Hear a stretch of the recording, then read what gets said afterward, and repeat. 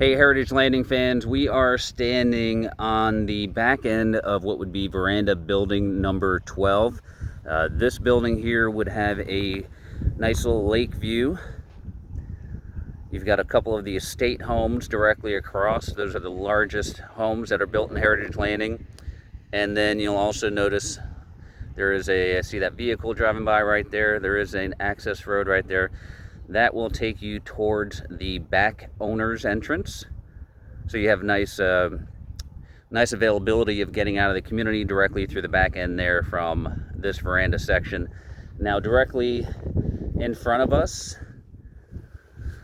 so there's a grassy area, will be a grassy area, and then that vacant area that you see right in front of the tree line there, those are going to be more veranda buildings on that side as well. So over here you're going to have 3 buildings of verandas, building number 11, number 12, which is kind of what we're standing on now, and then you'll have veranda building 13 right there as well.